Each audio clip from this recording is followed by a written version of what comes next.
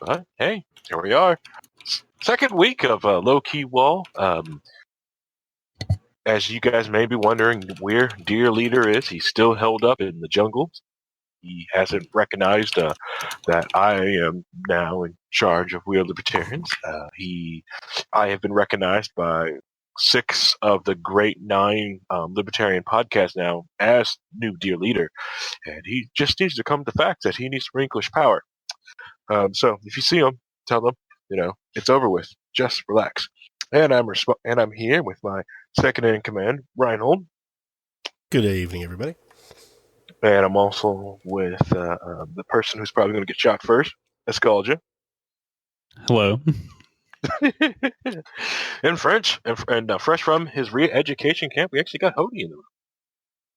Hello, comrade. See, you need to fix the criteria at the re-education camp. They keep coming out with fake Russian accents.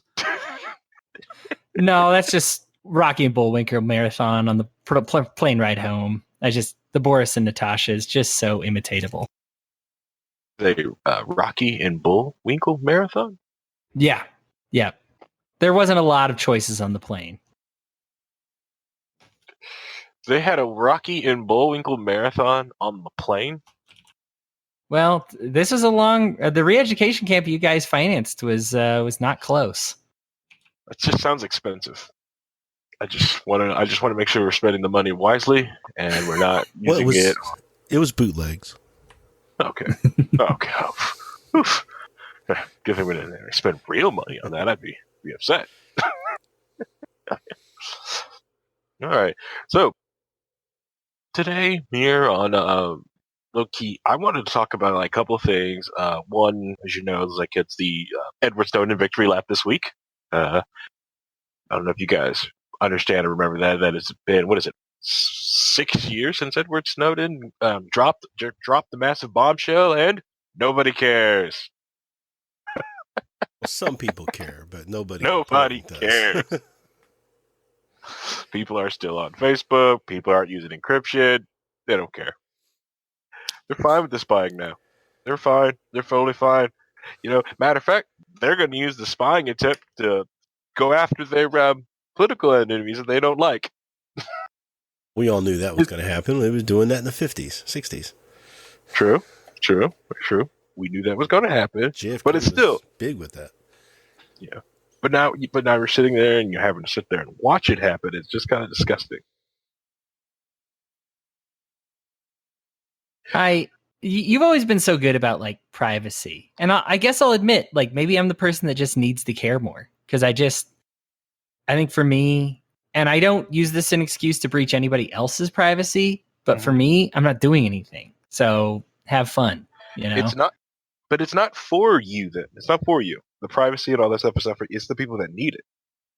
There are people whose well-beings and the jobs that they do that they need to retain a set of privacy or anonymity, or that they are getting ready to be a whistleblower on a dark or terrible project that's happening. Yeah, they're the ones that need it. 100%. That was a big deal with Facebook requiring real names. Was that there's a lot of people who needed to be sort of anonymous so that they could get their message out and communicate behind the scenes in areas that would have hunted them down and killed them, right? So they made some allowances for some people to have non-fake names, but for the most part, you're supposed to use real ones. Correct, your real name, yeah. That was where I felt that Facebook acted biased in that regard, was because they would allow what they wouldn't allow somebody recording, behind the scenes police footage of them altering evidence unless it was under a real name to be aired. But they would allow Tina from Bob's Burgers. They'll let that happen as long as they're posting left wing stuff. Then it's fine. It was just wait, so the time when they need it, you won't let them have the privacy. But if they just want to post left wing stuff, then they can post it whatever they want. But you can post articles that refer to unnamed sources all day long. That's okay. Yeah, and that's the majority of what people do. I mean, that's what I do. Yeah, but and that's what I'm saying, and that is what is needed for the anonymity, because if you're only anonymous when you need to be anonymous, you kind of show everybody or showing everybody like who is who is doing something. Yeah.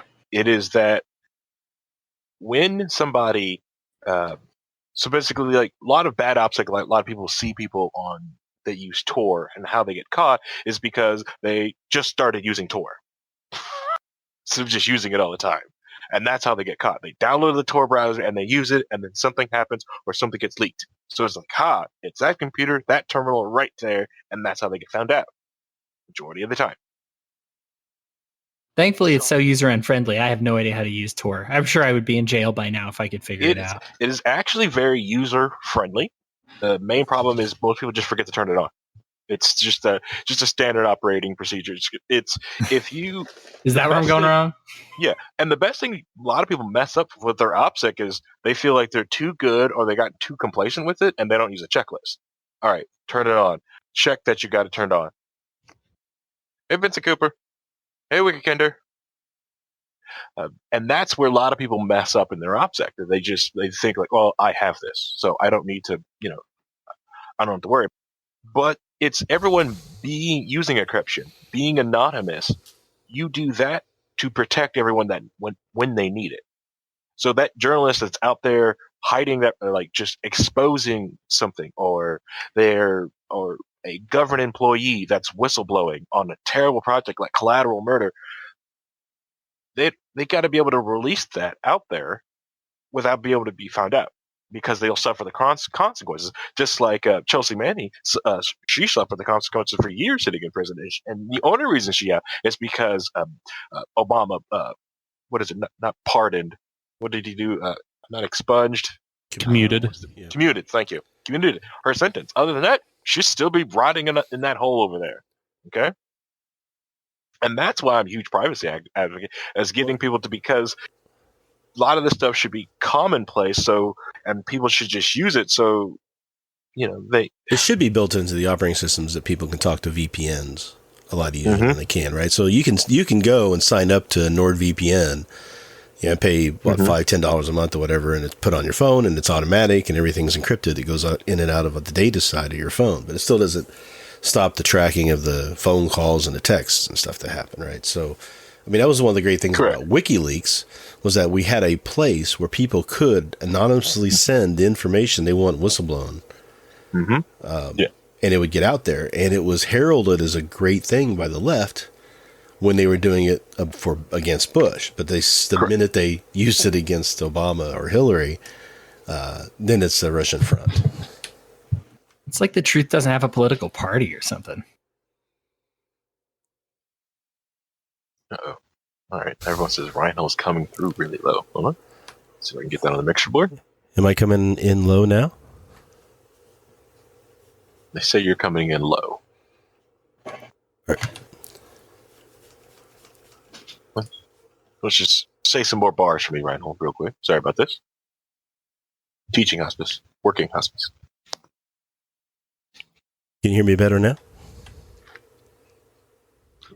I can hear you fine. I've been able to hear you fine the whole time. Yeah, I've been able to hear you fine. I don't know quite what seems to be going on the other end. That's very odd. But he says he can hear me fine. That's weird. All right. We just reversed roles from last week. All right. Sorry. Where were we? Well, you're good. So, I love doing this. Let's play devil's advocate, though. How do you stop then somebody from slandering somebody anonymously, making up a bunch of stupid stuff? I mean, that's been happening for, since at least our country's history, and probably since world history. Making up a story, getting it anonymously published, and throwing it out there, and getting it published, and the guy's like, hey, I'm not responsible for the story. Some anonymous guy told me that George Bush's dad is a lizard person. Well, journalism used to have some rules where they had to follow, but lately they've been ignoring those rules. It used to be that you had to have independent confirmation on a story. You had to have somebody who would go public on it. and you use the unnamed source to get somebody else to respond to it, to get them on the record for it. It was never really meant to be just anonymous sources, right? So even with Deep Throat and Watergate, Bradley wouldn't let them publish anything without other sources and other independent verification of that story. They couldn't just run with what Deep Throat was telling them, what Mark Felt was telling them. So lately, it just seems like those practices have just been thrown out the window because everybody's trying to earn the buck and to be the first to the story and not do the due diligence on it because we have a much shorter news cycle than we used to have. Right. Everyone wants to come out first, and no one's waiting for collaborate the sources. So just like Collateral Murder, they took it and they went there and they tried to figure out, okay, well, they got this anonymously, and now everyone's trying to verify, like, hey, is this true? They went through different handles, look at the pictures, looked at the military reports, like, okay, and verified, like, okay, this thing is real, or as real as we can tell, and then they put generals on basically it was like, hey, what's your information on this? Oh, we can't do that, and that's how the story developed. Now, from trying to stop someone saying something anonymous on the net and posting like slanderous material, that's just, for a quick, dirty answers, like, that's the price, freedom. Sorry for the quick, dirty answer. I could probably come up with a better one if given time. Well, there's people who are trying. So there's lawsuits against the CNN and Washington Post and all that stuff about what happened with the kids with the MAGA hats, and it's just like they weren't maliciously trying to destroy those kids. They were reporting on a video that was, gone viral. So they're reporting on this viral video and letting people see what they saw on the video, and people were making up their own minds on it, and people were giving their opinions on it on the opinion side of the news stories. Then other information came out and it changed the narrative a little bit. And I don't know how you can go after those sources for just reporting on what was presented to them as saying that they were doing something malicious. But that's what people are wanting to do now. They're wanting to stamp down on anybody saying anything bad about the people who they feel are on their side or they feel have been wronged or whatever. So you have to have some free, if you're going to believe in free speech, you have to believe in free speech for everybody, I don't give them that amount of leniency. I wouldn't sue them for slander. I would just stop paying attention to anything they have to say. I did have a beef with it in the sense that, heck, we had Tad telling us in chat that the story was baloney 10 minutes after BuzzFeed released it, It was hours and hours after. He didn't say anything until like almost midnight that night when the first alternative news sources were starting to report that there might be an alternative story to it. Right? Well, so, we had multiple angles of the video accessible very quickly afterwards. I guess I can say that Tad, it seemed quick to me after I had heard the Buzz story that he was on it, and the fact that they were reporting still a week afterwards by saying, look at how the right has tried to frame our story. Look at how the right has tried to, CNN didn't, they retracted it 2 weeks afterwards. It took them forever. It was bad. It was bad. I wouldn't sue him or, lawsuit him. It was bad. However, Harry, I don't think that your answer was bad, because I think the thing is that is the price, and that's personal accountability. For me, I will never listen to anything the Washington Post says at their word ever again. They did this to themselves when they made up a bunch of lies about Trump and they published them. And somebody revealed this by saying, if I put these stories side by side, that either these 33 stories are wrong or these 45 stories are wrong, based on this bit of information that we found out, right? And so they kept it all anonymous, but that doesn't mean you end up not disproving yourself just because you hide behind anonymity and you make up a bunch of lies, whether they did or not. Maybe they believed every single, let's just say it was 100 different Reddit scammers that they listened to and just were like, hey, let's make a story out of it, but they've been totally discredited. Everybody knows now you listen to Washington Post, you're a moron. people know if you say, hey, I got this from CNN, you're a dipstick, And so for me, that is the price then that you pay. You might get away with it sometimes, but you're not going to get away with it every time. And if you make up enough lies and slander, eventually someone can prove it wrong. I thought it was interesting. We're listening to Liberty's First Crisis right now in the book club. And this was a price a lot of these guys, these early journalists paid, was they thought they could make up some stories.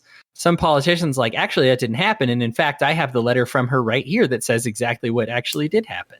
And they would publish it, and that journalist would get smashed in the teeth because he published a lie. Now, a lot of times they just say, we make some educated guesses and we get them wrong from time to time. And so I think it encourages a society that says, hey, we need to not pay attention to you anymore. We need to not give you as much leniency as we've been giving you anymore. We've been trusting you on these anonymous sources. Now that we know you don't investigate them or you downright lie about it, I'm out.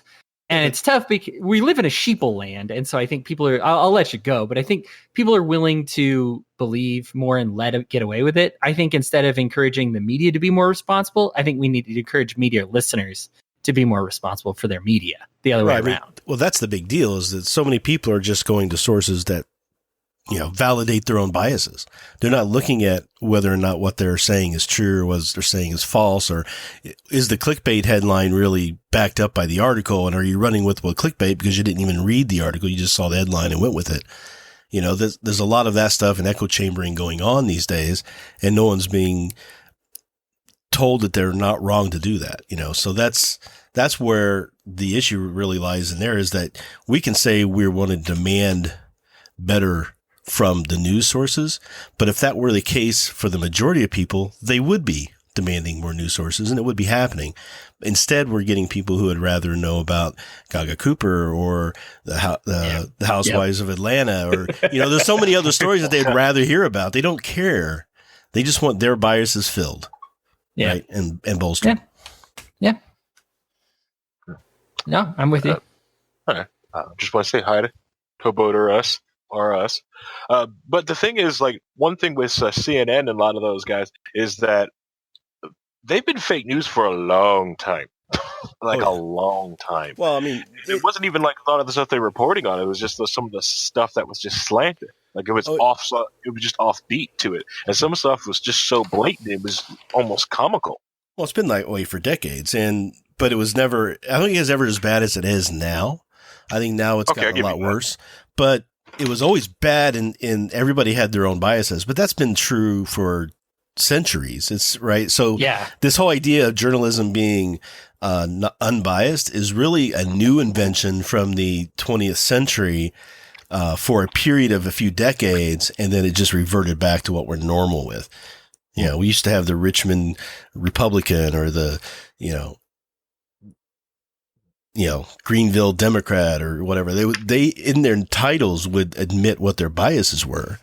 Right. And you can go read stories from the time, and you can see there's a documentary I looked at on Tombstone, and you can look at the two different newspapers, and the one was Republican backed, the one was Democrat backed. And that's what that was really a Republican Democrat thing anyway. And when you go look at it, the stories in those two newspapers are so different because of the way the reporting was done.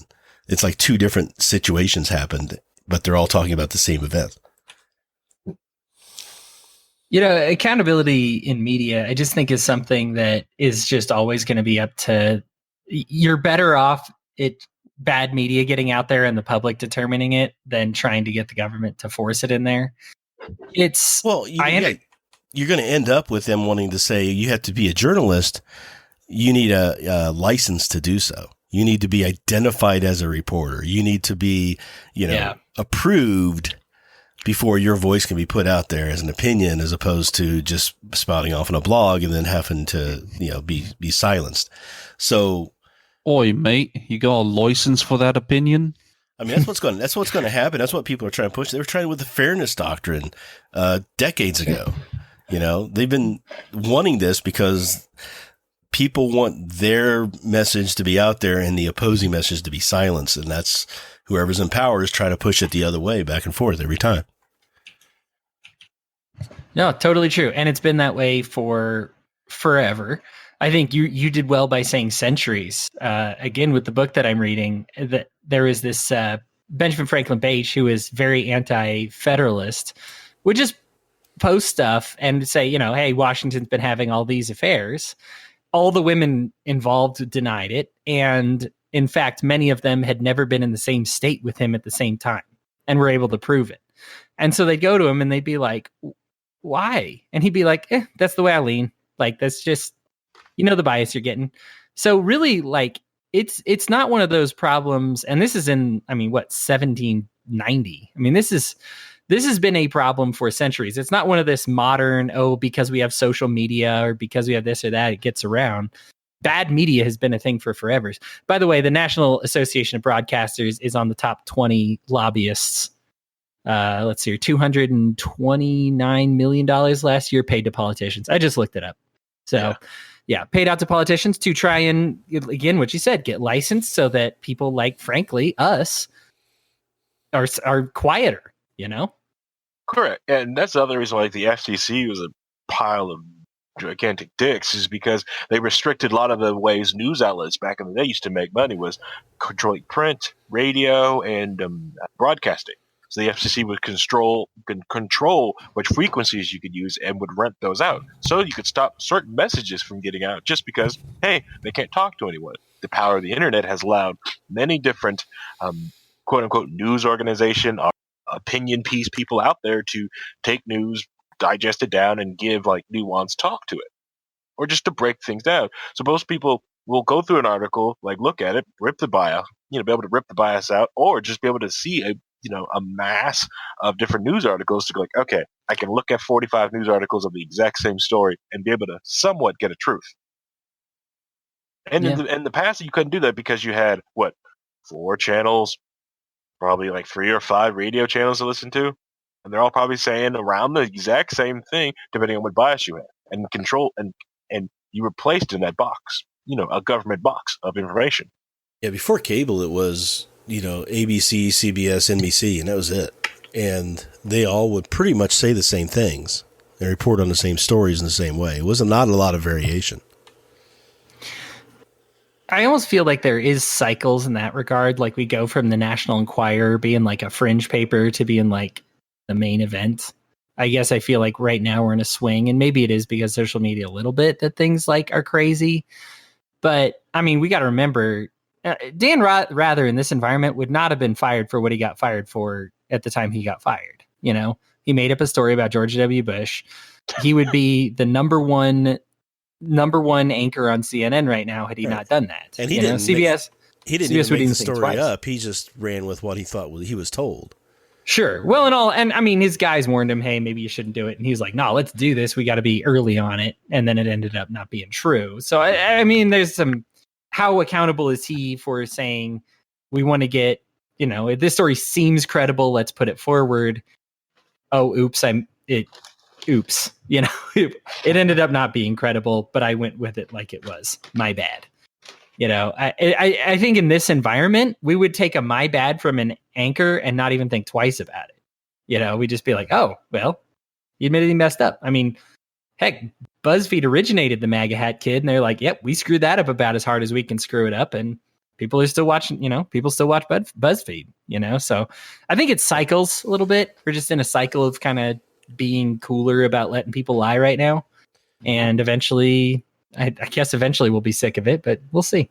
Well, and you got to understand too, just because a news media has a bad story or they get something wrong, and they fail to follow their own journalistic principles in order to rush a story, everybody's kind of under that pressure these days. It doesn't mean that everything that they report is bad. And that's, I think, the mindset people are starting to get into, is to say, okay, anything coming out of this source is, completely bad and we won't listen to it. It's like, okay, take what they said, go look it up for yourself, find out if you believe it or agree with it. Does it fit with what you think reality is? Do your own checking on it. Don't just dismiss it out of hand either, right? So, there's some stories that'll come out that I might roll my eyes to because I'm like, well, I understand where the bias is here, and I doubt that this is this way. And you go look it up, and you find out for sure they're pushing the envelope, they're fudging the story to get their view out. But then you've got places that are like, there's some stuff that was out during the Bush years that was so bad as a journalistic source that it's almost satire. It's completely based in nothing, and you have to try to take those and say, okay, those I'm not going to listen to. But for the most part, most people are trying to put the story out as right as they can. Yeah. Well, I got tired of quoting. For me, it was the first one to fall for me was Fox News, like a lot of people. I got sick of quoting them, thinking I was quoting a legitimate story.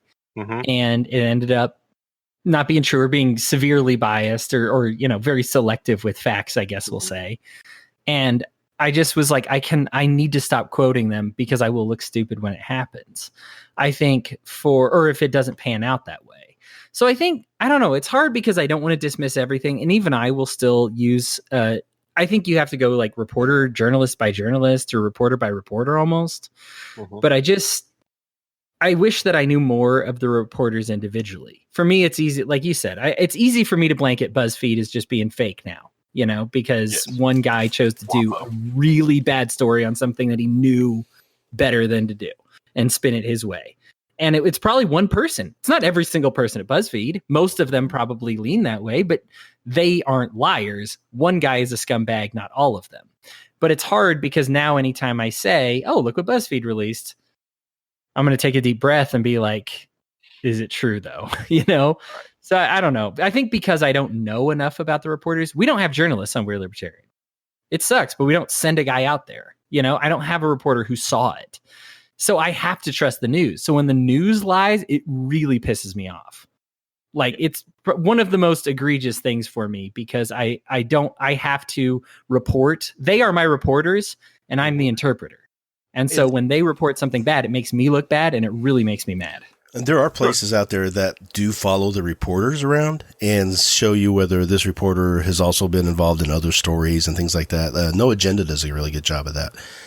Where they will, they will follow and say, okay, this is the guy who said the story about this years ago. This is what he does here. And this is, that's like, there's a guy who was fired from, I think it was Washington Post, for making up, running with the story about Roger Stone before the facts came out that it was false.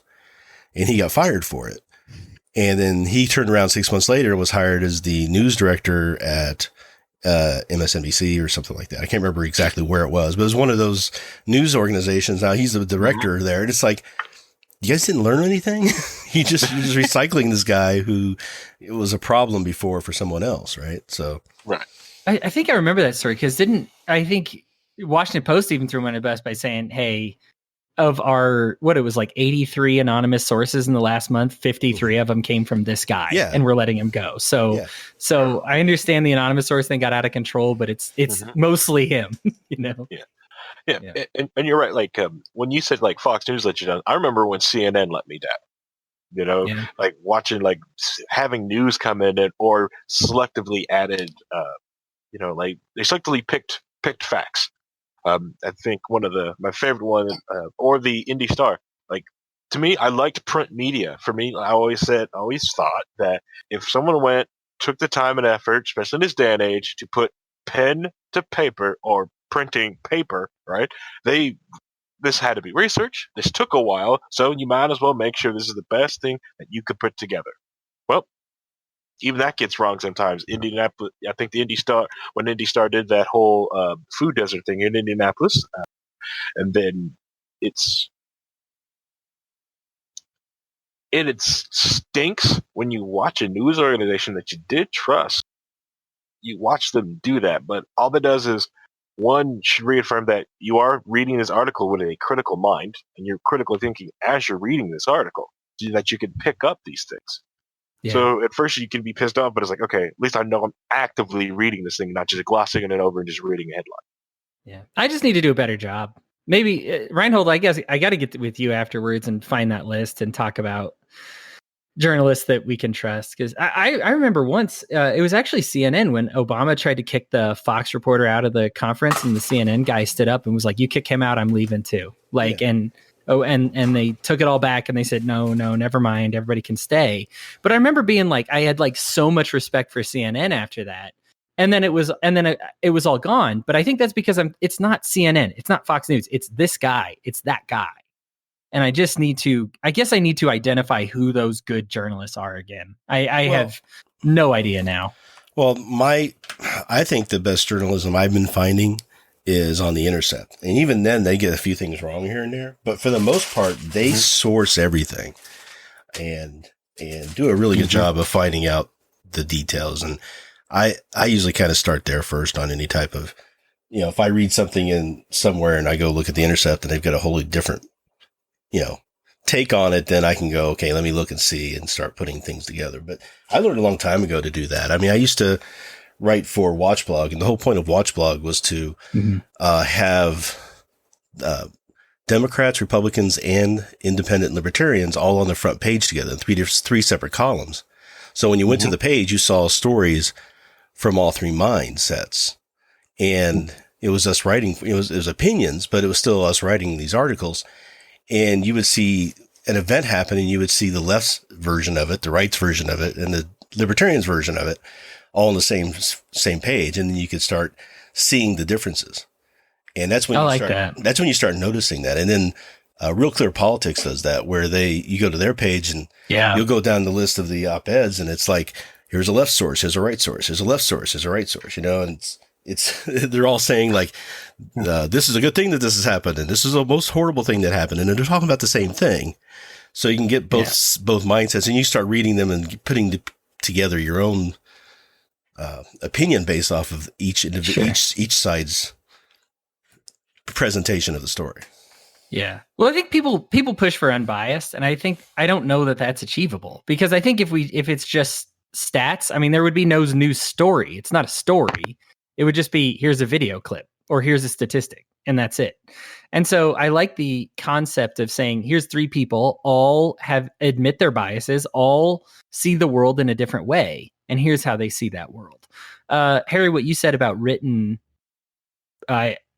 stuff, and I think that if somebody will sign their name on it, it's much more valuable than somebody just saying it. If you guys listen to Boss Hog of Liberty, a few weeks ago they had Travis Wyke on the program, and he was he's the editor of the Courier-Times, and talks about how he keeps his newspaper alive in this digital media era. And a lot of it is because anything he knows he puts in the newspaper, yes, he has to wait one day and he has to print it. But if it's gotten to the point where he's printing it, it's fact. And that's kind of how he keeps it alive, because everybody can use his paper 100 years from now and say, I know this happened. And that's how he stays alive. So I think there is something to be said for written. If somebody's willing to put their name on it, it's much more valuable than somebody tweeting about it, I guess. Well, and it used to be that when we did have just the three major news sources out there, the ABC, CBS, NBC, they would basically come on for half an hour, report the basic facts of what happened, and that was it. They let people decide on their own what it meant. And then over the years, it's morphed back into, here's, why you should care about this, and this is the extenuating circumstances on why this matters this way and that way. And they started putting spins on all the stories. Right. But there was a period of time where it was really just Walter Cronkite just trying to state the facts as he saw them, or as the reporters saw them on the field. Right. So that was a very short golden age, I think, for that unbiased journalism. Because before that, you had the gossip porters and Hedda, and all those people back in the 20s and 30s who would destroy careers. What they did to Fatty Arbuckle and Charlie Chaplin was horrible. But, it just seemed like there was a shift for a period of time, and then it just went away. And people started realizing they could propagandize their views. And the fact that the government can now legally propagandize to us, which they couldn't do until a few years ago, while Obama was in office, he passed that change. So now you have these propaganda arms like Voice of America who could only operate outside the United States because propaganda was not allowed to be used on U.S. citizens. Well, that's not illegal anymore. So now they can start feeding that stuff right back into us, and it's getting into our news shows. If you don't think that there aren't intelligence agency people working at all of the major news sources right now, you're naive as all get out. Okay, all right. It's Scald, you've been quiet. Did you want to say something before I move? Scald, we can only assume he's been attacked by ninjas. So rest in peace, Scalja. Press F for Scalja, everyone. But yeah, he's on mute right now. I don't know if if he knows it or not. It's okay. Press F for Scalja. All right, F. And to me, that's always like what newspapers were. They were like these written facts. They were like daily books, basically written the history of the world. Like, this is the history, and this is what happened on that day. And then you're right, like a lot of different opinion pieces. Of course, we could be looking at the past completely wrong. There's only a few stories like that we're remembering, and it was all just opinion piece crap, and it has always been crap, possibly. Well, like I said, I think the time we were growing up, like in the 70s and 80s, it was a much different time. I'm going to stop you there, Rhinehold. When you were growing up. I grew up in the 60s and 70s. So I was trying to give you a little bit of benefit of the doubt there. But yeah, during that time, I think it was a lot more, the written paper was trying to be more fact-based, right? And then like I said, you remember back in the Civil War era, Tombstone, early 1900s, it was not like that. It was very slanted. You could see the slants in the news articles when you go back and read them. So I think that, like I said, we just kind of grew up in a golden age where we got spoiled with print media trying to be more than what they were, and then giving up on it as the money started going away because of the internet. Okay. Couple of things. Take Rhinehold out of context. He just said he remembered the Civil War. So remember, next time Rhinehold says how old he is, he remembers the Civil War.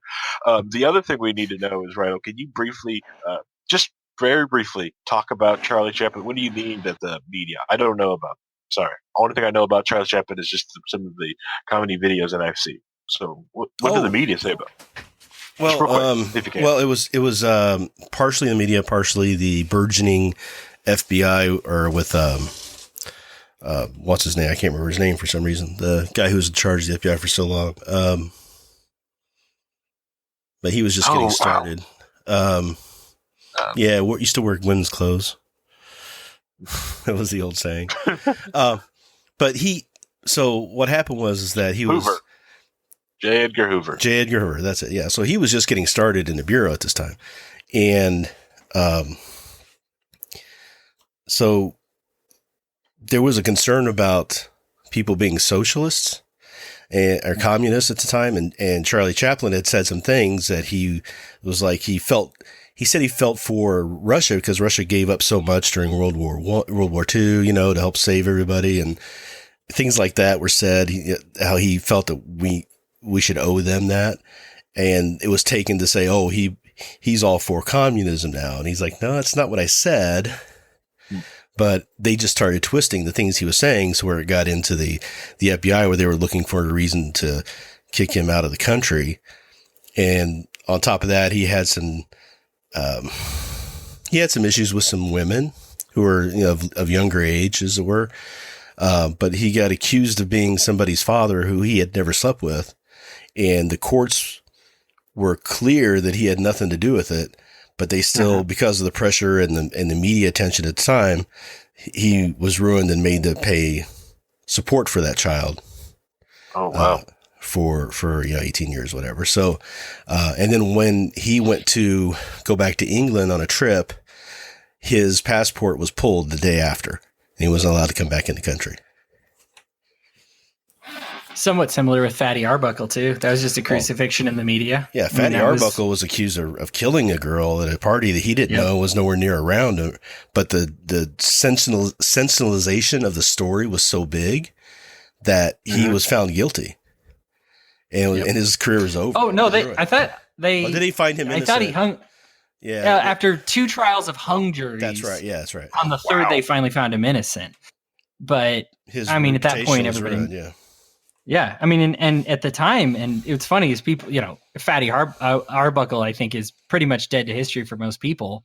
At the time they got him, he was by far the number 1 paid actor. And well, him and Charlie Chaplin were both, and they appeared together in some movies early on. So it was kind of neat to see. I watched some old documentaries recently, and I was watching them two together, trying to outdo each other in a scene.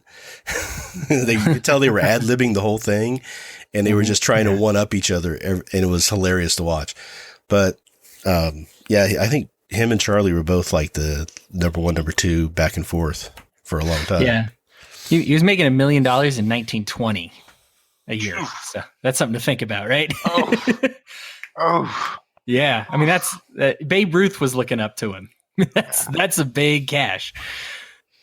So yeah, and Charlie Chaplin was really interesting story too, that he had made all that money and he had women chasing down, like he was trying to put together the movie The Kid, and he was going through a divorce, and her lawyers were trying to tell her that she could take the movie from him. So he went on the road out of state and started hiding in hotels to put the movie together, so that he could keep her from getting a hold of it. He ended up being able to keep it, and she agreed to something else. But he made all this money, and then he pulled everything out of the stock market a year before it crashed. Good move.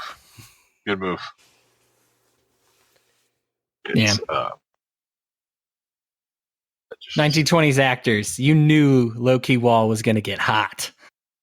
Oh, I need to know. This is the immortal verse. We're topical, baby. Yeah, of Kanye West is holler. We want prenup. We want prenup. Dang, he's gonna take his movie. That's cold. That's just mean. That's just vindictive. It was scary. He was funny because every documentary about him will talk about that period of time where he's editing the film, lugging around crates of reels from hotel to hotel, trying to keep ahead of the private agents trying to find him. Sorry. And then he spent like 2 years making what I argue is the most romantic movie ever made, City Lights. So, that's the most romantic movie to you? It is. I think it's the most romantic. A lot of people will remark it. It's probably the most and first romantic comedy, period. I can't watch the end of that movie without crying. I don't know anybody can, or how they could. Oh, wow. I cry over dog food commercials, so I mean, I'm probably not a good candidate to try and you should watch challenge myself there. It's the last silent movie that Charlie Chaplin did, because it was talkies were already out at the time, and he refused to do talkies with the Tramp. But it's a masterpiece, and the fact that he took so long to make it work right is a testament. He was paying his people. That's the other thing too, is that all the people who were ever on his payroll got paid, whether he was working or not. He still paid them weekly anyway, because they were all loyal to him. Oh, wow. That's a good guy. Didn't Jackie Chan have like a stunt group? And he still does. They all made the same amount of money. Something crazy. Yeah. He was part of a group. Yeah. He still has his own group. He was part of like that. And that's just how that whole like culture that they had out there, and it's another reason why Jackie Chan still does tons of movies, but he does them over in China because of the control and that the group that's able to do things. They'll like having Jackie Chan talk about the way he does movies over there. It makes it's no wonder a lot of American fight scenes are just such garbage, or movies are such garbage, because they're just so like, quick, do this quick, just screw it, do it CGI, just keep moving. Well, Jackie Chan just sits there like, all right, they spent 8 hours. Like if you watch the Netflix movie Kung Fu Yoga, there's a scene when they're flipping around a briefcase. It looks like it was seamless, one take, and they did it really quick. That was a day. It's an art, right? I mean, isn't that what we originally paid for? Art. Yeah. It was art, Yeah. and it was like, and like you watch the movie, then you watch the document, and they're talking about it. It's like you have to watch it again. Like I can't believe they spent a day on this one scene, but you almost appreciate the movie even more.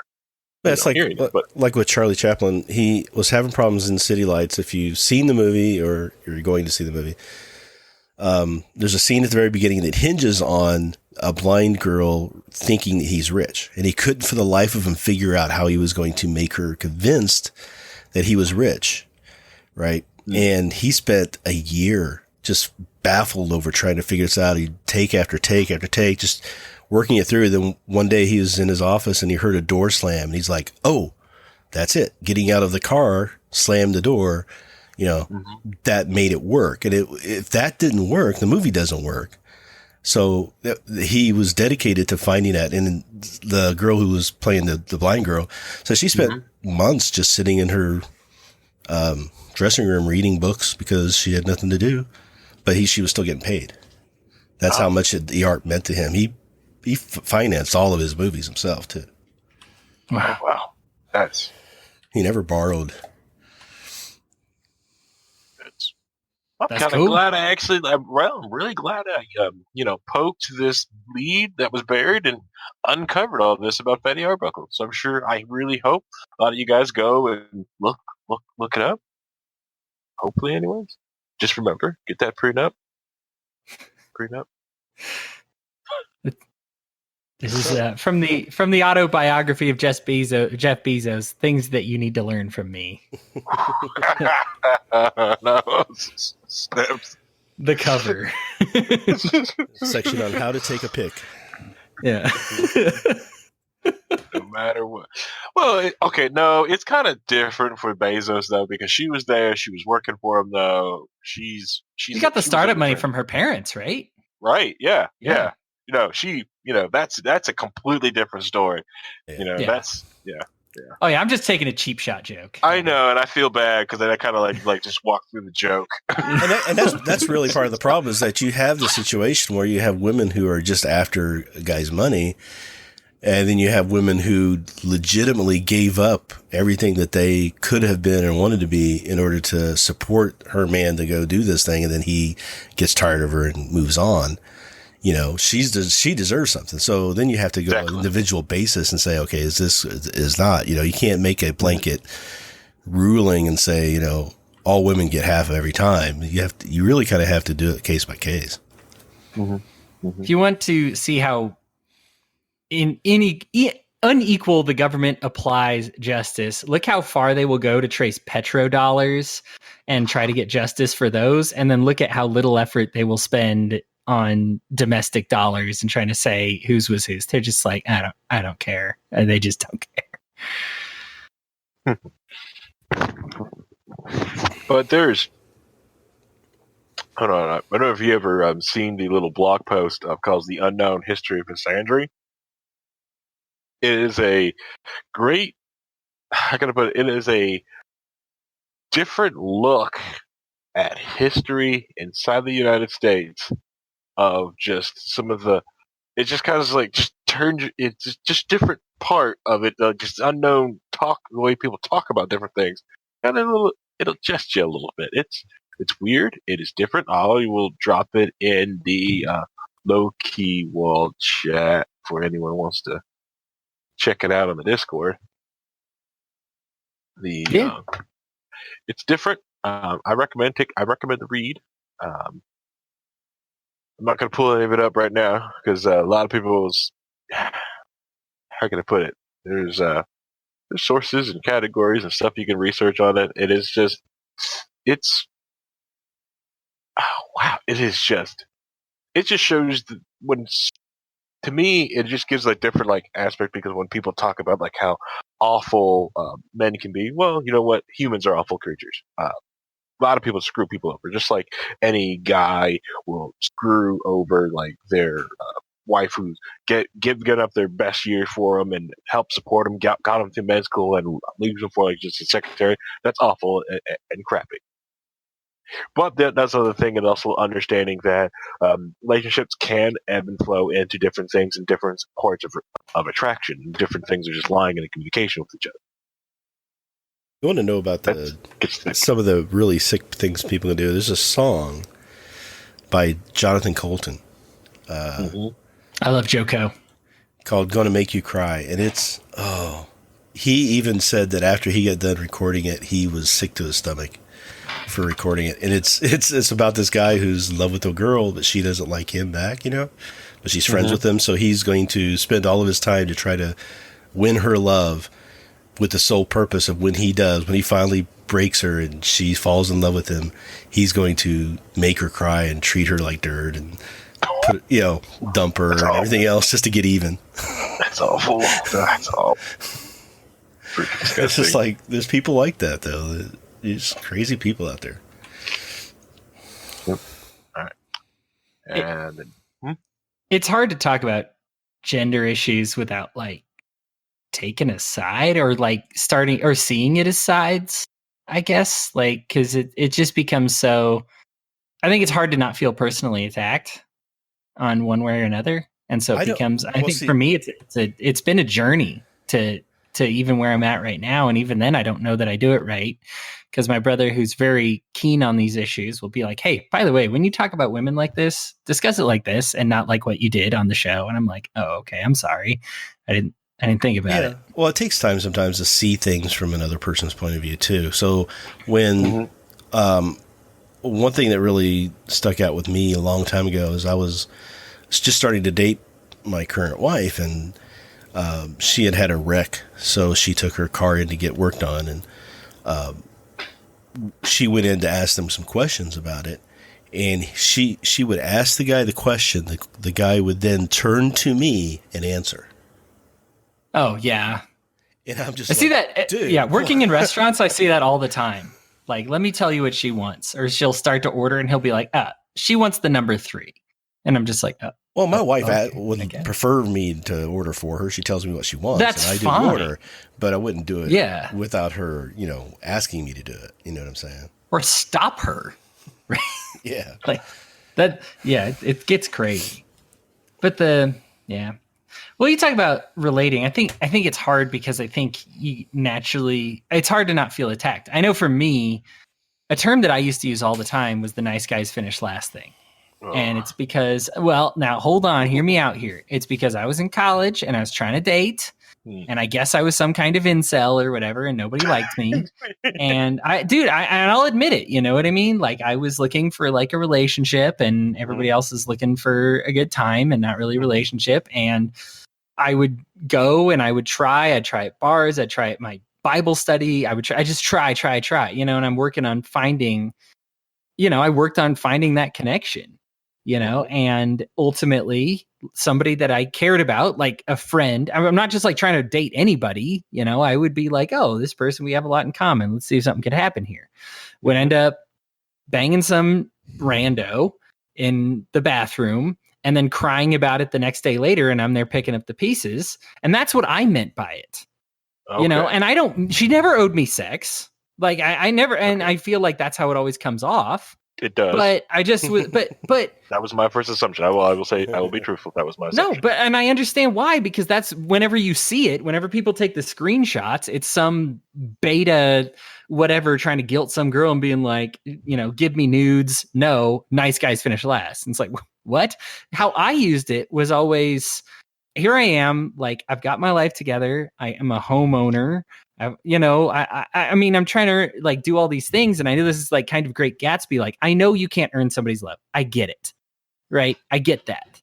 And they have the right to bang whoever they want in anybody's car, in anybody's bathroom. It doesn't matter. It's not. I should not be mad, but I still feel like I should be able to talk about that experience and have some verbiage to talk about the experience of people like me, because the people like me, my experience was not unique. There is a whole group of incels, right? Well, now, not all of them are disgusting, awful, evil, naggy, whatever people. A lot of them cared about a girl and are sick of watching the girl bang randos and then pick up the pieces afterwards. And we don't mind picking up the pieces, but we care about them. We care about them going out the next day and doing the same thing again. And it's why are they the right people? Why am I not? You can't fix people. That's the problem. So the problem happens, I think, a lot is when people are a younger age and they mature a little bit faster than their peer groups do, right? So then you have women who, okay, you get your life together, you think you've got everything figured out, and these women are just trying to figure out themselves. They don't know who they want or what they want. When you talk to women, they realize when they get a little bit older that the type of guy they're really attracted to are the guys who have it all together. But at that time, they're still working out through issues that they had growing up and that they were put through. And, you know, a lot of them were somewhat abused at some point. And so now they're having to deal with that in their lives, and they end up with some have daddy issues, some have other issues. And, so they're working through all of that, and they're attracted to the wrong guys, as it were, for them, but they figure it out eventually. Yeah. So it's not a case of they finally coming around and realize you're then a good guy. It's just they finally work themselves through a point where they realize that they're attracted to the kind of guy that you were the whole time. You know, so that doesn't really, the stories, the movies are like, oh, you know, you stick around long enough and they'll figure it out. And that's not how it should work. If you're not getting the response from the girl that you're liking, you should move on to someone else immediately. Right. You know, find a person who is ready to, you know, be attracted to that sort of thing. And then, don't keep giving of yourself to someone who isn't there to really appreciate it. They're not mentally there yet. Yeah. All right. So the chat has weighed in on some of this. Wicked Kender says Jackie isn't held very high regard in China. Apparently, he's known as kind of sleazy ladies man, possibly complete BS. I read on the internet. With that, Jackie Chan, to some people in the martial arts community, who watch the movie in that community, that he is high regard. But you are correct. He is seen as a womanizing, like sleazeball like that. Yes. Wicked Kenosis said, we live in the best of times. It hasn't been that long ago that public institution social event. Vincent Cooper chimes in, people use the title nice guys as a mask to wear or a game to play to get sex. It makes it harder for people who aren't using it as a facade. Wicked Kender responds, everyone thinks that they are the nice guy. Nobody thinks that they are the bad guy. And Vincent Cooper, don't fall for the skunk cost fallacy. I don't know what the skunk cost fallacy is. Sunk. Why can't I said skunk? Oh, sorry. Oh my God, Harry. Now Escalger's back. Now Escalger wants to talk. Yeah, well, I had to field a phone call from my father. Which, if you knew my weekend, I wouldn't be skipping a phone call from my father. So, no, and I think one of the big issues with the entire I have no idea about the incels. The incels, to me, like, reek of a level of desperation. They're trying to create a social movement about about it. I mean, I don't want to touch that, but the entire friend zone discussion has always kind of irritated me, because there are absolutely an element on both sides of the gender split that use the promise of a possibility of something more to lead somebody on, because it's just something that they get some sort of value out of, whether it be gifts or just the attention. Yeah. Well, the other thing too is when I was, kind of growing up and trying to figure my things out, I didn't realize how much of a hero complex I had, where I would try to find a broken girl and fix her, right? So somebody who was just having all kinds of issues from stuff that happened to them when they were, 10, 11, 14, that sort of thing, run away from home. I would try to find and show them that, hey, life could be better. Here's the way that you should do things. This is, save them from that life that they were choosing. Right. And it took me a few years to realize that I was doing that and I was completely wrong to do that. Like, yeah, you try to help people, obviously, if you want to help them, but they're not ready for it. It doesn't matter. Being a victim is not a virtue, I guess. Right. And I was just like, instead of finding someone who was healthy, who would, want to be with someone else who was healthy, because I realized at that point I wasn't healthy. I needed to get myself figured out. So after my first marriage fell apart, and then I dated someone who I had known in high school, and it turned out into a kind of a mess. It was really bad. I realized I needed to look at me and figure myself out. So I didn't date anybody seriously for 10 years. I went through a lot of self-diagnosis and figuring things out for me. Now, I didn't say I didn't have fun in those 10 years, but I didn't get into a serious relationship again until I was ready. And then when I did, I met my wife, and then we ended up getting married. And we've been together for, this year will be 30 years. Yeah, that's awesome. Yeah, 20 years. Yeah. I'm sorry, 20 years. I'm not that old. It's all right. You know what? I made it to 5 before my divorce, so that's impressive. I guess the reason, and I'm not trying to normalize being an incel at all. One is I feel like, Paul, what you said about the incel movement is true. There's like a group of guys that are like, let's get together and like be awful. And that's awful. I think for me, I know I was not the only one that I guess was like an incel that nobody wanted to date, but was also not like trying to guilt people into a one night stand or have sex or get nudes. And so it sucks because then when you're like, oh yeah, I'm trying to date, but not successfully, the first thing you hear from people, and you're like, yeah, I'm a nice guy, but it's not working out well right now. You disgusting pervert, you aggressive alpha wannabe, and you're just like, whoa, what did I do? Like, what did I just say? Like, apparently I've said some trigger because I was just trying to talk about my experiences and now everybody hates me. And now, Rhinehold, what you said is absolutely on target. I should not have been targeting the women I was targeting, right? Like these women that I would give my heart to were not worthy of my heart. They did not value, I guess I shouldn't say worthy. They did not value what I brought to the table. They value what they call the dark triad, right? Those sexy, mysterious, whatever guys. And I needed to give them time or whatever to either figure it out or heck, not figure it out. If they want to date somebody in a dark triad, that's fine. Well, it's something I tried to explain to people a long time ago, is that when you are in love with someone and they're not loving you back, you're not in love with them. You're in infatuation state. Yes. You're having feelings that feel like love to you, but true love is going to be reciprocated and evenly given back and forth. Anything other than that is something else. And people will get caught up and hung up on that word that I'm in love with this person. And they convince themselves to go through a lot more than they should go through. When if they would just realize that it's a different thing and they need to see that, then they would be a lot more motivated to walk away from it and find someone else. How do you control it? Well, words have power. When you tell yourself that this isn't love, that I am not in love with this person, I'm just infatuated with the idea of being with them. Mm-hmm. I've said those words to myself, crying in the shower many times. Right, but you have you can gain power over them at that point and say, no, I'm not going to let them beat me. And that's how I always saw it as, and that's how I got past that point where I would just say, I'm not going to let them do this to me anymore. Yeah, I know they're not outwardly trying to hurt me, but I'm not going to let their indifference to me ruin me anymore or have control over me anymore. I control me, nobody else, nothing else, only me. And then I'm not going to let the bastards win.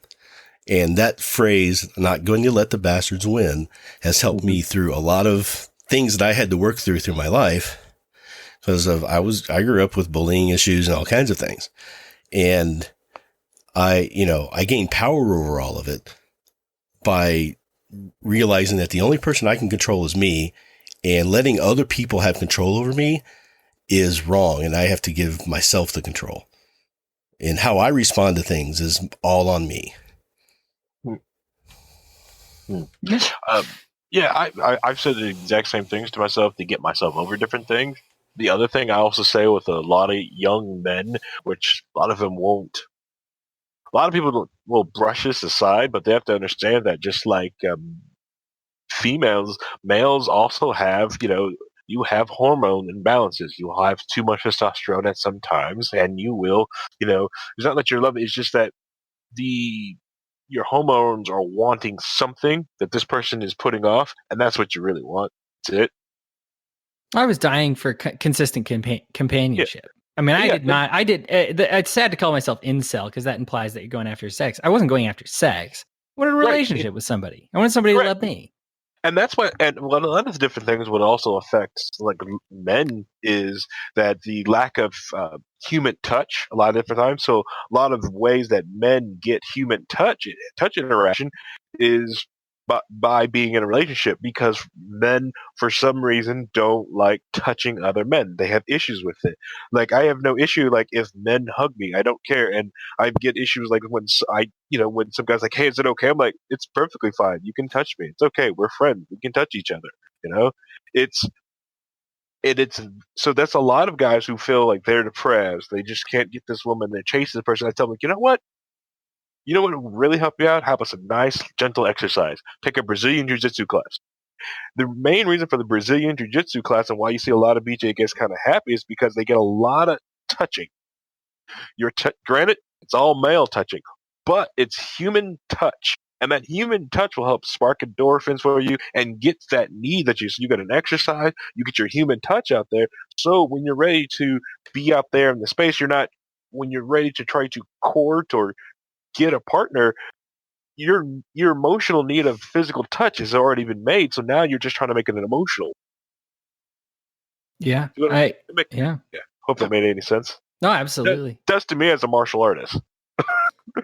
No, I think that men need some kind of revolution about the role of physical touch. Mm-hmm. Outside of just how it relates to women, also how it relates to other men, also how it relates to yourself and one another and everything. It's one of those that I did not understand for a long time. And when I was going through a really hard time and going through my depression and just all the difficulty there, to have a guy, and I was lucky because I didn't know I needed it, but a guy friend from church who would take me out to lunch, who would talk with me, who would hug me, who would, shake my hand. I wasn't aware of all the healing that was going on during that time because I didn't know it was what I needed. But I remember I couldn't wait for the day. And it's really sad because I have many friends. In fact, I'm closer with than that guy from church, many, but he is the guy that I have like the most physical contact with. And I mean, as a manager of a restaurant, I've seen women cry in front of me before. I just stand there and watch. I don't even know what to do. Like, I mean, I'm like, is now an appropriate time for a hug? I don't know the role of it. There's no nature to everything within my bones says you don't touch this person no matter what, and that's because I've been conditioned that way. That's certainly not nature. That's broken. And so something inside of me is very broken from my nature. My nature's not violent. I think some people do have like an aggressively sexual violent nature, and that might need to be fixed. But for me, my nature has been what's been destroyed. And because you'll see, especially like someone at work, especially at our jobs, you get dehumanized. This has gone off the rails. We were in a totally different country, but anyways, especially at work, you see someone who is crying and needs physical touch to be composed, but you're like, I can't touch this person. Mm-hmm. Can't do anything. I'm, especially if you're like in a position of management or director level, you just have to go like, oh, this is happening. Walk away and get somebody else. Can't do anything. Yeah. And it beats me up inside because I can't do anything. I just have to. I'm watching it. I'm watching someone cry who needs just a human. They need someone to be human, and it's like, well, I'm paid her to be a robot. I'm sorry. Let me go get someone that can be a human to you. And having to get someone from HR and walk them over and okay. And you feel awful, but but deep down inside is like I would have consoled this person, but I can't. It's a tough balance in the role because you don't want to cheapen somebody saying that they love each other. Right. You know, I don't want to make it cheap to say I love you and use that too much. But at the same time, I love my two brothers that I was raised with. I love them more than anybody I have like ever loved ever. And I don't think I've ever been able to straight up say, "Hey, Bucky, I love you. Hey, Woody, I love you." I thought you should know. There's a hentai for that. Hey, we got somebody else on the call. We sure do. Yes. We got Rencia. Hi, Rencia. What's up? Made some hamburgers, made some taco sticks. What's Taco stick? We're just talking about feelings and how dumb they are. Yeah, it's well. Honestly, like, you're right. You don't want to cheapen the word love, but it'd be great if guys would say that to each other, or hug, or saw more guys hug each other. Like, hey, bro, I love you. It's okay. It's fine. Okay. Well, there's a difference between trying to make it not cheap, but also not making it extinct. I mean, right now, that is extinct from my world with other guys, is telling them that I love them. Yeah, and telling them how much they mean to me. That's correct. Gone. Yeah, and this is something that's happened recently, like the last 100 years inside of like male culture, male society. You can go back to tons of different photos of men, basically cuddling with each other back in the early 900s. You can see them arm in arm, being completely close with each other, and that just kind of has died out in male culture. Yeah. It's sad. Part of it is, I wonder if part of it is, and part of it I understand. I think when I took psychology, I understood that there's a nature within men to compete with one another. I'm not trying to offer you comfort. I realized when I took the class, and it was just a 101 class, but you know how when they take Psych 101, like pretends they understand everything about the universe. Mm-hmm. And I probably have had a little bit of that feeling after I took it too. But I just realized about myself how much I would try to compete with other men, as opposed to say, man, that is so awesome that you did that. When some guy's like, oh, I'm so sick right now. Instead of me being like, dude, that stinks. Like, does it hurt? Instead of being like, oh, 2 weeks ago, I got even sicker than that. Like I don't know why. It's this natural like one-upsmanship. Mm-hmm. But instead of encouraging them, my brain says compete with them. Something's messed up on the inside there. I know. And I think men need a revolution in masculinity and understanding like what it is, because it's not masculine to compete over nothing. That's empty-headedness. If anything, that's emotional foolishness, but my brain can't tell the difference, it's brave to tell somebody that you love them. It's rather emotional to overthink it. I mean, almost feminine to overthink it and say, I'm not going to say it, even though that's how I really feel, right? That's what we accuse girls of doing all the time. But I do that all the time. I do that with guys, and so it's just something that I feel like we need to, I want somebody smarter than me to do it, because like my experience is Psych 101. I need the Psych 401s to start writing books, and I'm sure they have, and I just haven't gotten around to reading them. But I'm sure Sarah's going to listen to this episode and give me 8 books. But things to tell me, about how to man better, I guess. Freshman philosopher. Yeah. Well, I've been reading a book. It's called the Subtle Art of Not Giving a Fuck, and I would recommend that book. Okay. The Subtle Art of Not Giving an F. Yeah. I think that's on our banned Utah list. I'm not sure if I can even get that here. Oh, check Audible. All right. So back to the chat. I just let's see. Wiki Hunter goes. I just recently had to offer guidance to my teen daughter. She split with her boyfriend because it wasn't fair to him that she didn't feel as he did. She didn't feel as well. It was tough as a dad. Wow, that's going to be rough. Now, we're looking forward to that. Wiki Hunter said, agreed, Harry. I went through a tough time when I've never touched anyone. It does drive you crazy. Vincent Cooper goes, males don't get enough interaction with others. I was pretty lucky that I had friends that were okay with physical contact. I would hug my male friends in high school because we did care. Some people just need to be held to feel better. I was a manager at a fast food place, and I had to comfort people who needed it. I couldn't help but care. I would have probably gotten in trouble, but I found people who are more important than the shitty job. It comes with the stigma of being gay, unfortunately. So many people have such a fragile sense of that someone questioning their sexuality is too much for them to handle. Low Key WAL, weekly mission, hug a male friend. If you want to, yeah. You know, I'm good with that. put some love out there. Put some love out there. Tell the people who are mean them that much to you in your life, if you feel that you love them, tell them that you love them. Yeah. Let them Correct. know. Yeah. Let them know. You know, hug somebody. Give somebody a hug. Doesn't have to be a male. Just, you know, you see someone that needs a hug and you're a friend, give them a hug. Maybe they need a hug. Ask them if they want a hug. You know, it has happened. Hey, it's happened at Liberty and Jill at the Walnut meeting. Okay, we would sit there on a set. I've been there on several different Fridays, and I felt like crap. And one of the guys come up and goes, "Do you need a hug?" I'm like, "Yes, I need a hug." You know, and I'd get up and I'm sitting there hug. You know, and you know, and you're sitting in a room full of mostly guys drinking beer, and they watch another guy get up and give another guy a hug, and no one cared. Yeah, give me a hug. I want a hug. That was sad. I just read some sad news. Can I have a hug? You know. So yeah, give people a hug.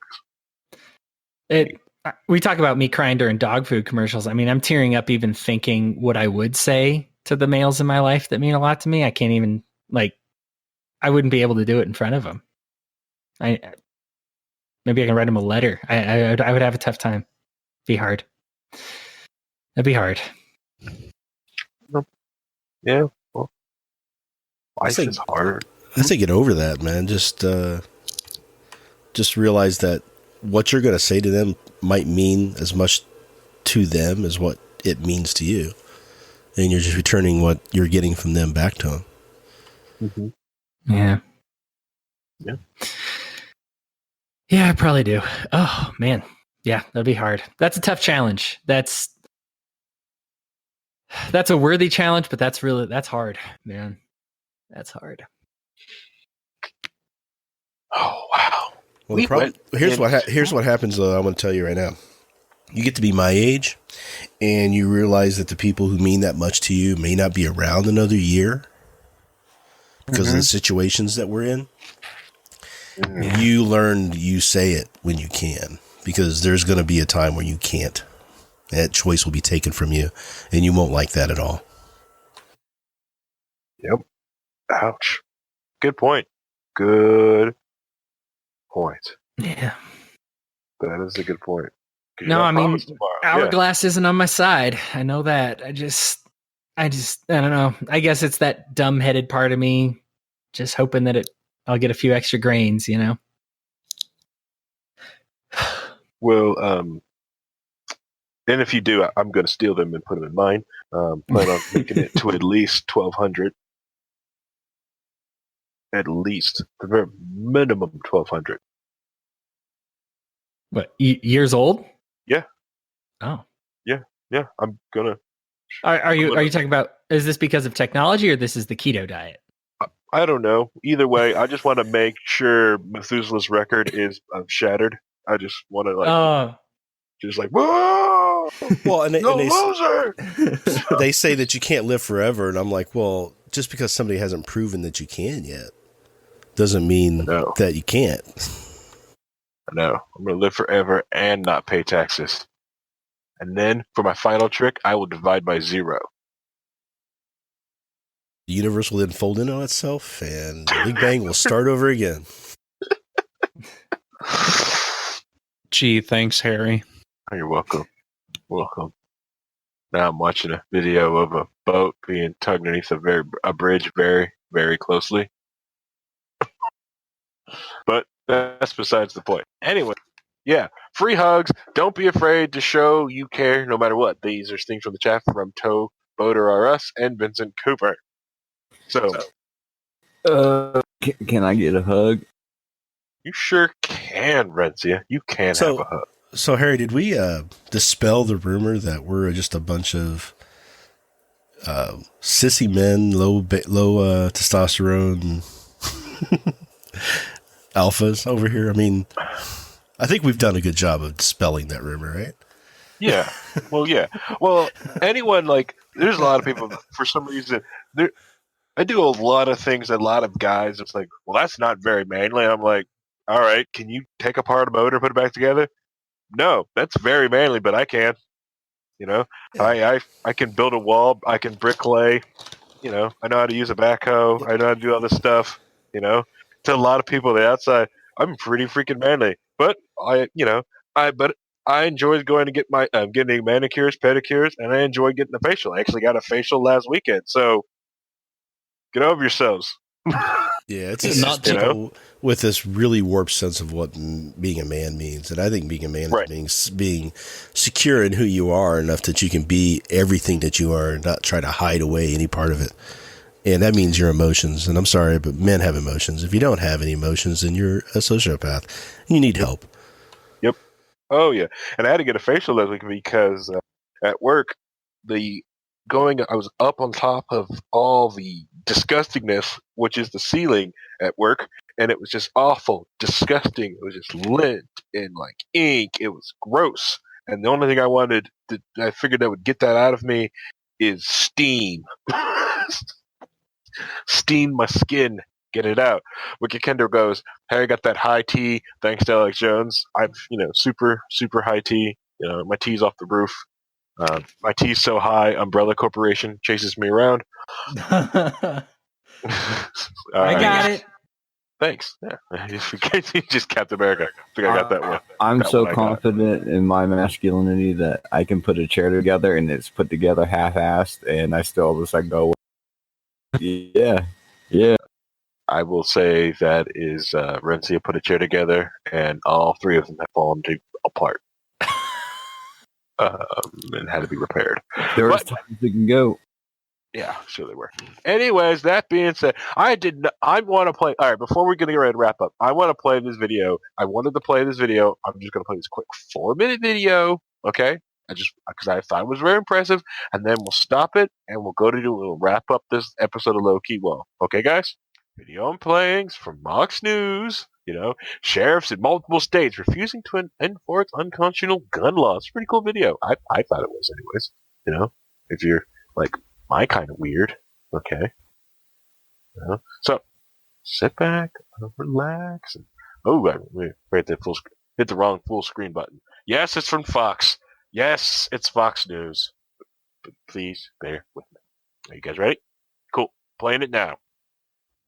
All right, defiant U.S. sheriffs in at least 4 states taking a page from liberals on immigration, pushing gun sanctuaries in response to strict new state gun laws and refusing to enforce them. Sheriff Tony Mace is president of the New Mexico's Sheriff's Association. He joins us right now from Reno. Sheriff, good morning to you. Good morning. How are you? Doing okay. So there are 4 gun sanctuary states out there, Washington in the west, Oregon, New Mexico, and Illinois, as you can see right there to the east of the Mississippi River. Which is a pretty interesting take. It's the idea that these sheriffs are doing the same things like for immigration, making like sanctuary cities of just like protecting people from these unjust laws and going like, haha, here we'll have this pocket of freedom. So that's why another reason I found this interesting. Why is it you feel you are obligated to say to the state legislature, you've passed some rules, but I cannot enforce them? Well, we swore, as sheriffs, we swore an oath to defend and support the Constitution and protect our citizens. And, we want to protect their Second Amendment rights. We want to preserve those rights within our respected communities across the state. Mm-hmm. And with some of these pieces of legislation, we've not just in violation of the Second Amendment, the Fourth Amendment, and the Fifth Amendment. And we figured, there's these sanctuary status or preservation status will help us protect our constituents' individual rights within our communities. Which is one thing that is, but to me, has always been important about the Second Amendment is that it's the one that's easiest to attack, and if you can attack that one, then the other ones fall by dominoes as you just see this guy starts laying out. I understand you feel that, for instance, the background check law would impose regulations on hunting or competitive shooters every time they share guns, right? That is correct. What else? So that particular piece of legislation, the universal background check, will impact our shooting sports, our youth shooting sports. It'll impact the concealed carry classes that instructors teach across the state, because a transfer is a transfer. And in New Mexico, we don't have the mechanism in place to be able to follow those background checks. Even if they're purchased from a federal firearms licensed dealer, under the 1984 Firearms Protection Act, that paperwork's destroyed after 30 days. So as a state law enforcement, we don't have any way to track those transfers. So he's basically talking about how, like, this new law that's supposed to track transfer. So, like, every time you transfer a gun to another individual, that you are to get a new background check as you move it to individual to individual. It'd be the exact same thing of you take a car and you have to go fill out every time you let somebody borrow your car, they're basically taking the car. They need paperwork for it. And the simple fact that the law is toothless because they don't really have a record of someone owning another gun, so it's too hard to enforce because, like I said, after 30 days, they destroy all paperwork about the transaction of that gun. So basically, it's just a hop and a skip until you have to create a database to enforce this law. So you're not going to be devoting resources to do that because you feel it's unjust. What's the reaction been so far to the fact that you are a Second Amendment sanctuary? I've had overwhelming support from my citizens within my county. We've had overwhelming support from the majority of the citizens across the state of New Mexico. I've had sheriffs from Nevada reach out and speak with us, and we're just hoping that we can help keep this momentum going. Your governor out in New Mexico this past week said that this is hyperbole, falsehoods, and fear-mongering. What do you say about that? That's absolutely false. We are sheriffs duly elected by the people in our respected communities, and we're trying to carry the voice of those people to Santa Fe. Not only that, between our organization, we have.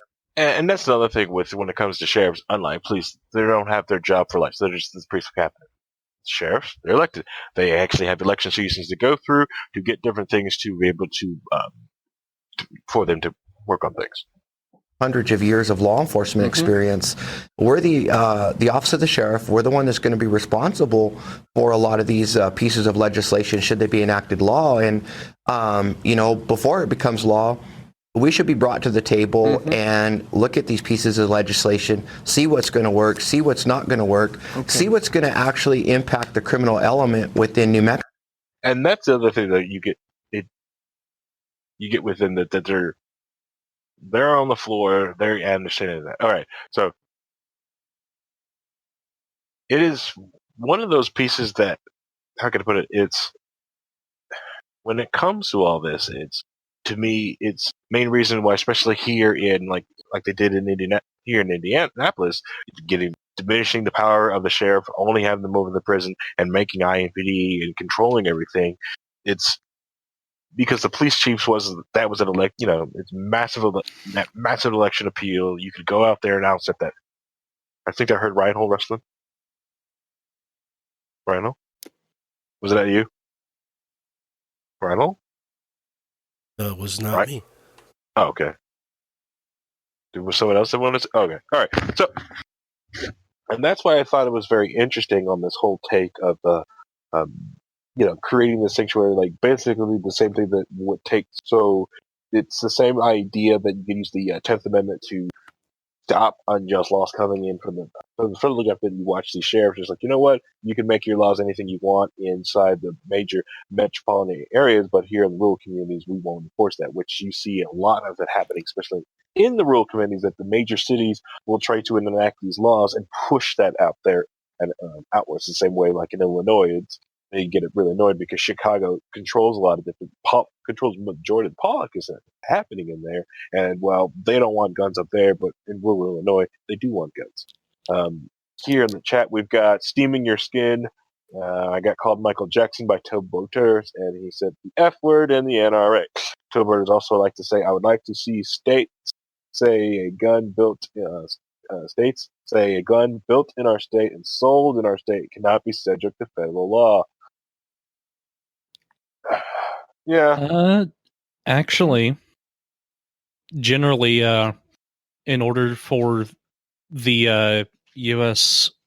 district attorneys to charge a crime, they will go through the effort of proving that a gun moved through federal interstate commerce. Mm-hmm. because it was built in a different state, been moved or transferred or sold here originally, and they'll try to figure that out. Is that what you're talking about? Yeah, if it is manufactured, say, outside of the state of Indiana, they do have a system in place through the ATFE. They keep a registry of where guns are manufactured and work with the manufacturers to prove that the gun moved through interstate commerce. So it's a database that they can hold on just so they can tack on more crimes. Or not even necessarily more crimes, but prove that there is a federal aspect to the crime that is being charged. Here's the thing. When it's originally sold, it's going to be sold in interstate commerce more than likely. But if you're buying it from like a third party person, it's like, say, a guy in the back alley, it's not going through interstate commerce. The original transaction was interstate commerce, but you buying the gun from a back alley dealer is still interstate commerce. Right, but they still have justification because it moved through interstate commerce to begin with. But that only works on the first transaction. That's how you'd have to argue. Nope. That is not how they justify it.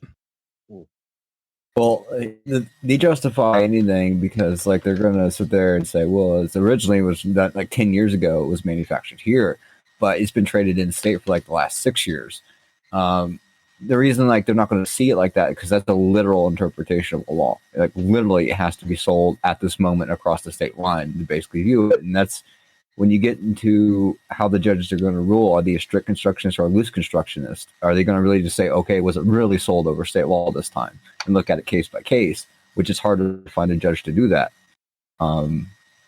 Can some state judge or federal judge say like, well, okay, we did buy it 10 years ago from the state of New York, and now it's in the state of Illinois, but the last 9-10 transactions were all done in state. So it's not really interstate commerce at this point in time in this period. You'd have to find a judge to basically agree with that argumentation.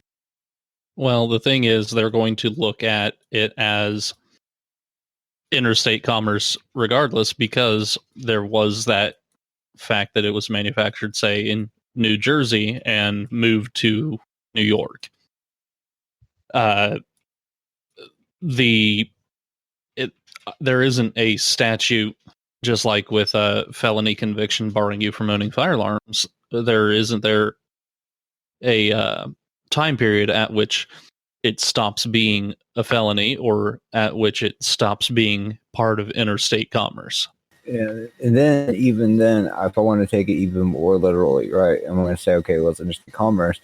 Commerce involves that there's some monetary transaction that happens between the guns, right?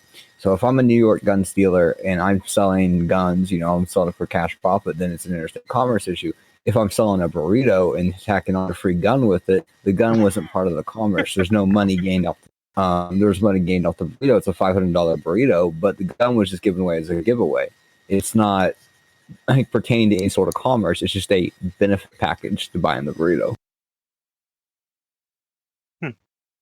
There's correct interpretation, and then there's, I mean, essentially what Paul is saying is how it works, at least in my county and state as well, mostly because they have an incentive. I think this ties it back into the video, which I actually have a lot of thoughts on. I loved it, Harry. There's in most districts, the incentive is to bust people, right? Mm-hmm. When we measure the success of somebody, when we say, well, should we reelect this sheriff?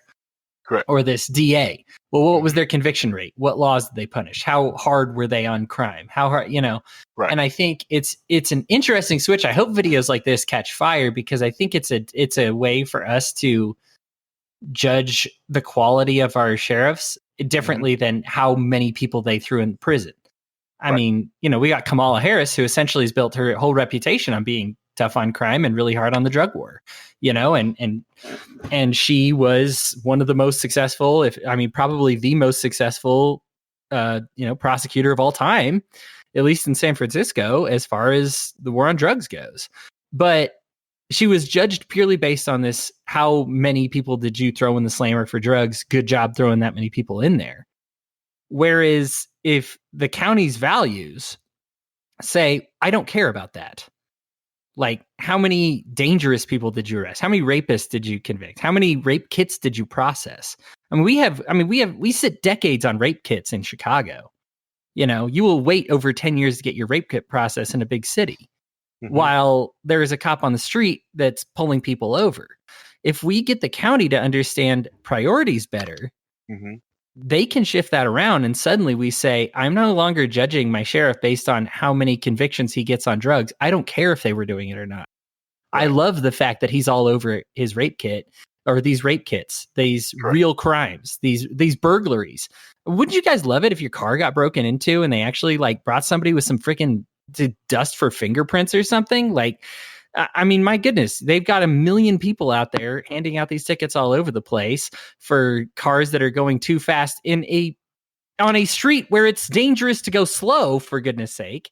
But they can't get everybody to afford a little $3 thing that I can pick up at Walmart to dust and pick up some fingerprints and really just try to match them on their computer. And I think that's because what you're saying, I agree with what you're saying in that this is how it should work. This is how the law is interpreted to work. But right now they're incentivized to make it not work that way. And the justice system is tied to that DA. I mean, there's no way around it. The judge works there. And so they understand that they're like, okay, well, but we interpret it this way, the way that Paul said, more often than not. And I think that we just need to catch on and have them say, it's almost like jury nullification, except sheriff nullification. I'm no longer pursuing these crimes, you know? And I think the video is fascinating here. I hope that video becomes more popular and that people want that of sheriffs in their community. Cause I know I do. And, you know, I would even venture to say, I'd love to see the sheriffs going hard at these people that are breaking their oaths to the Constitution and, you know, actually having some level of law enforcement take their oath seriously and hold others to that oath that they swore. All right, before we go on, I just got to say this: Kamala Harris, fuck her because of what she did for Pasta and Cesta. But keep moving. So. Well, like the thing with the sheriff nullifying laws is like you can only nullify so many laws. You're like, I'm not going to enforce it before like the governor can actually step in and remove a sheriff from office eventually if they just not enforce the law that they want to say. So like if I'm a sheriff and I'm not going to enforce state law, and be like, I'm not going to enforce the state law the legislature signed off on, the governor can actually petition to have me removed as sheriff and basically have another re-election for someone else. That's why a lot of sheriffs don't do that. Well, and even beyond that, they will. I mean, I don't know if you guys know this. If you don't hand out X amount of tickets or do what the federal government wants, the federal government gives the states a ton of money to fix their, to do roads, and then the majority of what they get from roads isn't even. It's on the federal level. It's not even from in the state, and they just won't give them that money unless they follow certain rules and guidelines. Well, even then, it's a pointless thing too because I have a county sheriff, right? My county sheriff can say, I'm not going to enforce these laws. But the way Indiana, for example, is set up is police have jurisdiction statewide. So my town police has jurisdiction all the way from here to like the border of Michigan. So even if my sheriff says, oh, we're not going to enforce the law, my city policemen, like the people in my city, my township, can enforce the law regardless. So it makes the point of the sheriff like totally moot. You can just get city police to enforce it. Yeah. See, I guess in my area it's a little different. The sheriff actually dispatches and sets routes for the police and assignments, so it's a little bit different. But I mean, I agree. I think the thing is the federal government does have this stick over the states, and the states have this stick over the counties. Like you said, the governor can kick out a sheriff. The federal government can remove a sheriff. On top of that, I think even more than removal, it's financial incentive. They won't get aid. They won't get X dollars of financial aid. Sometimes it's not even linked. They won't get education aid if, or scholarship considerations if they don't, agree to these rules or these speed limits or crazy things like that. And so, or when we talked about the private police force, we had that whole wall when Spangle got his tires stolen. The thing about the private police forces is they did stop doing drug raids unless the feds came and were like, hey, guess what? We know these guys do drugs and we coordinate that through the county. So guess what? You're doing a drug raid now. So they absolutely have the final say in it. It's still something that I think, and that's why I say it needs to be popular. because it needs to be something that is looked at negatively. If a sheriff were to get removed for these reasons, it would need to be viewed negatively. Yes. Yeah. Most definitely needs to be, in that light. All right. So, calling it. I'm calling it. I'm sorry. I got to get up early in the morning. I have a plane ride to Dallas tomorrow. So, this one is not getting long in the tooth. I saw what you're trying to do, Rhinehold. I saw that. That ain't happening. Okay. Break the record. No. Not this time. Okay. Maybe one day. But today is not that day. So, let's all wrap up. Let's start with Hodey. Oh Onwards. man. Oh, it's hard that we're leaving it so quickly after you introduced that interesting video. But Sure was. you know what? I'll just say this. I'll go back and just say, if you're a dude and you're hearing this, I hope you, or a girl, I just hope you have mercy on me. Or a woman, I should say. If you're a man or a woman. Ladies and gentlemen, I don't understand enough about what it means to be a dude, and I really don't think I'm the only one. And I think that we just need to have an understanding about, I think when you repress these people, they get in these groups that accept them of incels. Now, I never did it because I thankfully was like accepted by my family and my brothers and my mom, my dad. I was lonely for companionship, but I still had at least a family to go to. I think when we just straight up ostracize them, they create these groups of belonging. And that's where you get these toxic atmospheres, especially in the online community. And it's way bad and it's awful. I called it out on a big Facebook post recently, and I think it's sickening. But at the same time, I don't pretend like it happens just because they're all mentally insane. They're looking for some type of companionship. They can't find it with women, so they find it with each other. And unfortunately, many of them are sick in the head. And it's easy to say all the women are stupid and you're the one that's normal. And then they come to this group all together and say, yeah, all the women are stupid and we're the ones that are cool. Yeah. And so I just think if you know somebody who's maybe a little bit like that or bordering like that, instead of kicking them to the curb, which is maybe what they deserve, try giving them more than what they deserve. Maybe just give them a little mercy, give them a little understanding, give them a shoulder, give them a hug if they want one, and maybe show them that there's like some real companionship to be found out there. They just have to be patient and wait for it. For me, I think Rhinehold was right on both parts. I was pursuing the wrong women and I had infatuations, but that's the human experience. I mean, I don't make believe that happened, that I'm the only one that's happened. And so I think it's important that we normalize that and make people understand what it is. And I think the more we normalize that, the more we can start talking about these deep feelings that even I have a tough time talking about, because it'd be nice that if by this age it was not a tough thing to talk about. And I could just be like, hey, I love you guys, or I love you, man, or, just, and say it with some meaning in a way that's impactful, as opposed to awkward. And I mean, it'd be awkward to say, and I'd be scared to say it. So I just think it's a culture war. If you're debating between having a war against politics or a war against culture, stick to the war on culture. That's all I got. Very interesting. All right. What do you got, Rencia? All I can say is I think the sheriff's doing these things are pointless. I think it's kind of like grandstanding, because like I said, it's the way systems are set up is beyond a check and balance. And it's sheriff says we're not going to enforce this gun law. That doesn't mean like every single city police officer is not going to enforce it. Sheriff can sit there and say, well, I'm not going to enforce it. My deputies, but that doesn't mean his deputies not going to go out on the street and enforce it. I mean, yeah, you can command them not to, but this is going to happen. And it's just one of those things where, you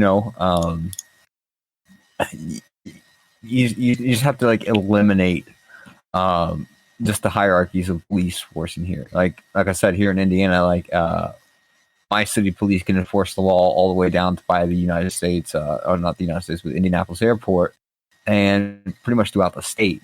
So that's just a lot of policing powers, especially in each individual officer, because once you're sworn in, you can enforce the law anywhere at any given time. So it could be like 3 a.m. I could be down in Evansville, and I can get enforced by Lawrence police, and that's just how it's kind of set up here in the state. And a lot of states have that same structure, and they introduced that structure due to like people running on high speed chases where if they cross the state line and they cross the county, police can still pursue them. So even if I cross the state line, I can still be pursued by police. Due to like pacts between states and like contracts between states. So, when he does that sort of stuff, he gets on the air and talks about it. It's just kind of grandstanding, getting like some conservatives all riled up. Like, yeah, it's going to happen. But even if he says that this shit still happens, I guarantee like after he said that stuff, I'm not going to enforce it. I guarantee at least 20 guns are picked up within the first 5 minutes, and for whatever reason. So it's still being enforced, even though he says he's not going to. I'm not saying it's like hypocrisy. It's just the state is usually so big. There's so many different agencies, so many individual actors. You can't control them all. So things just still kind of happen, under like the hood of everybody else. I doubt a sheriff really pays that much attention to it, because usually when you elect a sheriff, he's pretty much just a guy going to like a county council arguing for a budget and kind of just maintaining the budget. That's all he really does. That's all a sheriff really does, even though he's a law enforcement official. So, just thinking back on that, it's like it's kind of a pointless thing, and you kind of just degrade a lot of the laws that allow people to allow police forces and allow other things to kind of cross county lines, state lines, or different jurisdictions. That won't happen, though, because that's basically neutering the police. Yeah. All right. Rhinehold? All right, so all I want to say is a couple things. One is that the only person you have control over is yourself, and the only really control you have is how you react to anything that's happened to you. So that's what you need to be focused on, and figuring out how you're reacting to outside influences. If somebody does something or says something or offends you in some way, how are you reacting to it? Because you can't really control whether they do or don't do that sort of thing. That's on them to do. But how you take that information and react to it is the key in who you are and what type of person you are. And the other thing is that you cannot expect anybody in the world to love you if you do not love yourself.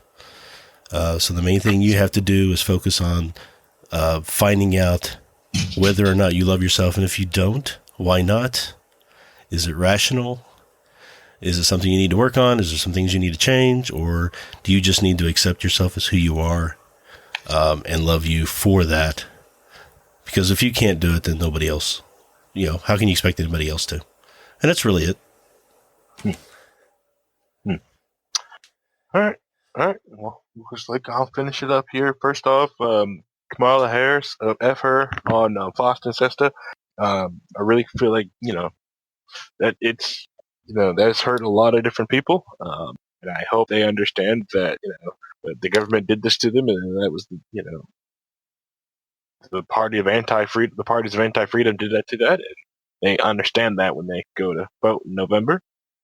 They vote themselves some more freedom. But that being said, and laughing at that, we with the sheriff thing. Hey, I like the idea of people understanding and actually going, whether something actually go from it or not, the conversation that needs to be had, whether something is constitutional or not, and people actually trying to do something, putting butts on the line. Hey, I actually appreciate that.